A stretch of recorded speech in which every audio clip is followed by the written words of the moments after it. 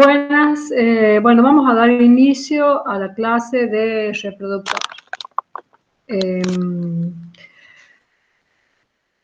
Los objetivos de esta clase son, los voy a ir marcando, definir la función del sistema reproductor. Vamos a empezar luego de describir e identificar los caracteres sexuales. Vamos a ir desarrollando esta placa, se las voy a ir repitiendo durante toda la clase. Vamos a ir desarrollando cada uno de estos objetivos. ¿Cuál es la función? Bueno, el aparato reproductor tiene tanto funciones fisiológicas, somáticas, como conductuales, que la verdad que no son indispensables para la vida del mismo individuo, pero sí para la perpetuación de la especie. En el hombre, la reproducción es sexual, por gametas y por fecundación interna. Eso es lo normal, ¿no? Bueno. Vamos al segundo objetivo, describir e identificar los caracteres sexuales. Tenemos entonces los caracteres sexuales primarios, que son las gónadas, que pueden ser en el hombre testículo, la mujer el ovario, y los caracteres sexuales secundarios que se dividen a su vez en caracteres morfológicos, funcionales y psicosociales. Los caracteres sexuales son manifestaciones morfológicas, funcionales y psicosociales que diferencian, entonces, vamos a repetir esto un poco, al individuo masculino del femenino, y estos caracteres sexuales van a variar a lo largo de la vida, marcando diferentes etapas reproductivas, es decir, la niñez, la adolescencia, el individuo adulto y después el individuo ya en climaterio, la andropausia, la menopausia o la andropausia. Tenemos entonces los caracteres sexuales primarios, esto ya ustedes conocen, esto de biología, así que vean bien esta placa, cómo serían. Los morfológicos tenemos los genitales, tenemos la totalidad del tracto, y se dividen los genitales en internos y los genitales externos. ¿Cuáles son los genitales internos? Las trompas, los conductos deferentes y el útero. Los externos son la mama, el escroto y el pene. Y los extragenitales son la voz, la talla, el pelo. Seguimos entonces con los caracteres sexuales secundarios funcionales, y estos a su vez también se dividen en dos, en los genitales, que son hablamos de la función, ¿no? Esto lo vamos a hacer hincapié en estos caracteres sexuales para acá, para fisiología, porque tenemos que hablar de la función de los caracteres sexuales. Entonces tenemos en los genitales tenemos el ciclo ovárico, el parto, la secreción de testosterona, y los extragenitales son los que se van a ver a lo largo de toda la materia, como por ejemplo, cómo hay diferencia en el hematocrito entre el hombre y la mujer, la capacidad vital entre el hombre y la mujer, lo hemos visto en compartimentos, en la masa magra, en compartimentos corporales, en compartimentos líquidos de composición corporal, cómo varían. Los psicosexuales, bueno, está para la mujer la conducta maternal, que se aprende, digamos, el imprinting en los 2 primeros años, el amamantamiento, después también se asocia al individuo masculino con una mayor agresividad. Bueno, eso es todo un tema de discusión, de caracteres de género, porque ahora ya no se habla de género, sino más bien de individuo masculino y femenino, ¿sí? No hombre o mujer. Pero bueno, no vamos a entrar en ese tema. Tenemos entonces, vamos a ver la determinación sexual. Ahí tenemos el sexo cromosómico, que es con lo que se nace, sexo cromatínico, morfológico, fisiológico y psicosocial. El último, bueno, puede digamos, un individuo puede tener una diferenciación más allá de la fisiológica por elección a su carácter sexual que va a elegir. Tenemos entonces determinación sexual, tenemos sexo cromosómico. Esto repasamos, ustedes recuerden que nosotros tenemos 46 cromosomas, 22 son 22 pares, son los cromosomas que son autosómicos, ¿sí? Y el par sexual, que estaría formado por el XX en la mujer y el XY femenino, o sea, masculino, perdón. Entonces, XX femenino, 22 pares más XX femenino, y 22 pares de autosomas más XY masculino. Y las gametas, eso es en todas las células, pero menos en las gametas. Las gametas siempre tienen, no, son haploides, eso recuerdan en anatomía. Entonces, en el óvulo tenemos los 22 autosomas más el X, y en el espermatozoide podemos tener dos situaciones. Ahí lo vemos. La situación de que sea un espermatozoide X, el 50%, o Y, que es el que... Y es el espermatozoide, cuando se une con el óvulo, es el que va a determinar el sexo que va a tener el futuro bebé. Es decir, si le aporta el X, va a ser un individuo femenino, y si no, va a ser un individuo masculino. Esto ya lo han visto, este es el cariotipo, acá están los 22 pares de autosomas, y este es el par X, el par XY, o sea, este sería el cariotipo de un individuo masculino. Hay mayor cantidad de varones que de mujeres, 106 por 100, pero bueno, eso no sé si acá, depende de la región, porque acá pareciera que no es así, que es al revés. ¿Qué característica tiene el par sexual cuando tiene el XY versus el doble X? Es que hay un menor peso de ese espermatozoide que porta el gen Y, que es más chico, tiene mayor movilidad, el cromosoma Y, y puede ser, hay un factor ovular de selectividad, que eso es investigación, que se usa mucho en otros países para la selección o la fecundación asistida mediante la selección de ese factor de selectividad. Eso es para la fecundación in vitro, o también, bueno, no hemos llegado a la etapa esta, se podría usar para la clonación. La determinación sexual, sabemos que cuando el individuo ya podemos identificar si se va a desarrollar, ya tiene su carga genética, si va a ser varón o mujer. Entonces, hasta la sexta semana, o sea, el mes y medio, las crestas urogenitales que son mesodermas están indiferenciadas. Pero luego allí a esas crestas van a migrar células del saco vitelino, que son de origen ectodérmica, que son las células germinales, y van a migrar. Si migran a la corteza, van a desarrollar, eso lo saben por embriología, el ovario. Si migran a la corteza, se va a formar el ovario y se va a atrofiar la zona medular. Y se van a desarrollar ovogonias.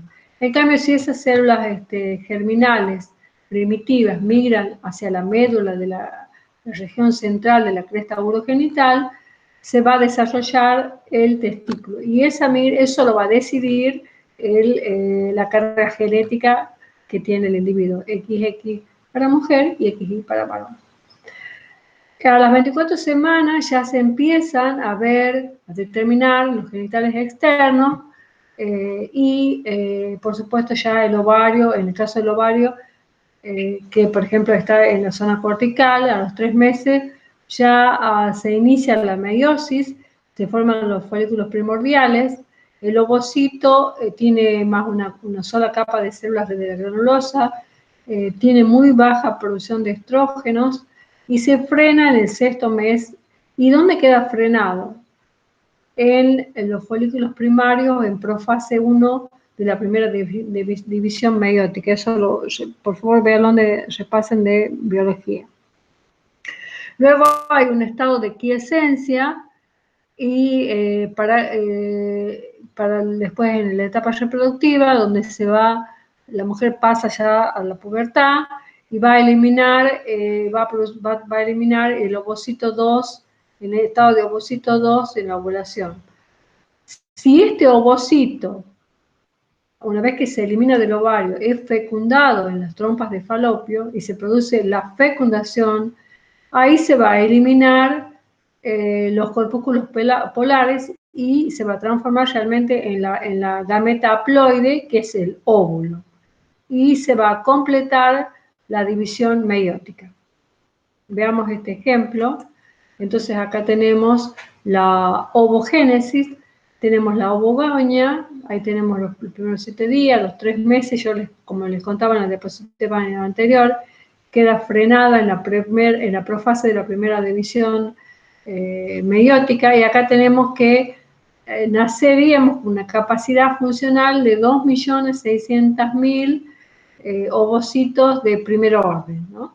Luego se va a producir la división hasta los 6 meses, la división meiótica, y va a quedar frenada ahí en la etapa de quiescencia, donde se van a frenar en la profase de la primera. Vamos a repasar acá de nuevo para que ustedes vean de nuevo. Entonces se frena al 6º mes en los folículos primarios de la profase de la primera división. Vamos a la otra diapositiva. Estos serían este periodo, folículos primarios en la profase de la primera división. De modo que tenemos un periodo de quiescencia hasta la pubertad. Entonces en la pubertad, durante la ovulación, vamos a ovular los ovocitos secundarios que están frenados en la metafase de la segunda división. Estos en estado de quiescencia son 400.000, es decir, que si nosotros pudiéramos sacar artificialmente, podríamos tener en potencia 400.000 ovocitos 2. Eso es imposible en el periodo menstrual de la mujer, en el periodo de vida reproductiva, de manera que eso solamente va a haber pocos, digamos, que vayan a llegar a la etapa de producir, de eliminarse como ovocito 2 durante el ciclo básico. Ahí luego veamos lo que yo les decía. Nosotros realmente no estamos, cuando la mujer en el periodo menstrual, en el ciclo menstrual, tiene el periodo en los 14 días que se produce la ovulación, realmente lo que estaría eliminando sería un ovocito 2, no un óvulo. La palabra correcta estaría ovocitando, ¿no es cierto? Sería para ser más estricto. Entonces tenemos acá el ovocito. Si hay fertilización, bueno, y ahí se producen, acá tenemos el primer corpúsculo polar que no se ha eliminado, y acá están los 3 corpúsculos polares que se van a eliminar durante la conversión a ovocito o a óvulo maduro. Este sería la gameta haploide o óvulo, el que va a ser fecundado, ¿no es cierto? El que después de ser fecundado elimina sus 3 corpúsculos polares. Veamos un poquito cómo es el desarrollo del testículo y quién decide, o cómo es el fenómeno que se produce ahí.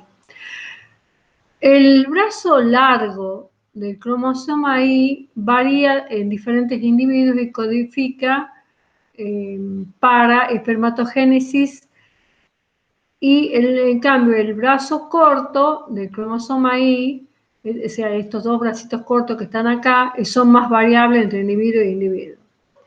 En el medio está el centrómero.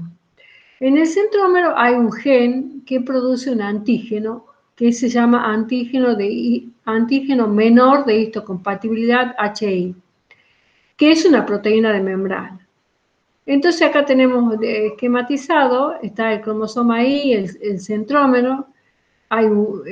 Este cromosoma Y va a tener un gen activador, que es un gen autosómico, que va a producir la síntesis del HI, que es el antígeno menor de histocompatibilidad. Y este HI decide si la migración de las células va a ser, en la cresta general, va a ser medular o va a ser, o va a ser, bueno, va a ser medular, porque si no está el I es porque ya vamos a ver el par XX es inactivo, no hay esta iniciación de gametogénesis que la inicia la presencia genética del cromosoma Y. Entonces, si está el cromosoma Y, si recuerdan las diapositivas anteriores, ¿qué es lo que va a pasar? Va a producirse la migración de en las crestas urogenitales en la porción medular, y si se va a la porción medular, ahí se va a desarrollar entonces el futuro testículo. Hay dos cromosomas que están interviniendo, que no tiene importancia, que son la morfogénesis, que son dos receptores que lo verían alguien que haga reproductor o fecundación asistida para entrar más en detalle. Pero nosotros sigamos, entonces acá tenemos el cromosoma, es un individuo de sexo masculino, genéticamente tiene presente el cromosoma Y, tiene la síntesis del antígeno de histocompatibilidad menor, que se expresa como proteína de membrana, se produce la migración de las células urogenitales y se forma ese testículo incipiente. Ese testículo incipiente tiene células de Sertoli y células de Leydig. Y va a empezar a sintetizar los receptores para la hormona, para el desarrollo de las gametas. O sea que ustedes ya van viendo que acá el individuo que tiene masculino, el feto masculino, el ovario, ya es capaz de producir, acá está la testosterona, ¿sí? Y esa testosterona va a actuar sobre los receptores citosólicos de andrógenos de testosterona. ¿Qué pasa con los caracteres sexuales secundarios en el individuo masculino? Se va a diferenciar porque el cromosoma X tiene un gen, una proteína, que es la TFH, que es una hormona. Esta es la que va a producir o favorecer el desarrollo de los conductos de Wolf, que son los que van a determinar después en los caracteres sexuales con el epidídimo, el pene, el escroto, el pene, todo del individuo masculino. Y va a haber en el cromosoma X, no en el centrómero, sino en la parte del brazo, de los brazos superiores, va a estar lo que se llama un factor de regresión mülleriana. Ese factor de regresión mülleriana u hormona de anti-mülleriana, ¿qué es lo que va a hacer? Va a hacer que ese individuo no desarrolle los conductos de Müller. Acuérdense que los conductos de Müller son los que van a desarrollar las trompas de falopio, el útero, la vagina, la vulva, todo lo que es los caracteres de los genitales secundarios, ¿no es cierto? Porque el carácter genital primario habíamos dicho que era el óvulo o el testículo, bueno. Y los secundarios, morfológicos, tenemos para la mujer las trompas de falopio, el útero y la vagina. Entonces, eso es en este individuo, que es un individuo varón que tiene XY, resumiendo, la función del cromosoma Y es desarrollar ese testículo en la vida fetal. Y ese testículo en la vida fetal ya es activo, o sea, ya es a diferente de la mujer, del feto femenino. A diferencia de eso, acá el feto masculino ya es activo la parte endocrina en el feto, es decir, si es varón, como estábamos diciendo, produce testosterona. Y se van a desarrollar los conductos de Wolff y se van a inhibir los conductos de Müller. Acuérdense que el par sexual del individuo masculino, del feto masculino, era un X y un Y. Bueno, el cromosoma X es el que segrega la hormona o factor anti-mülleriano. Bueno, muy bien. Vamos a dejar esta parte de la clase acá en esta diapositiva y luego vamos a continuar la segunda parte.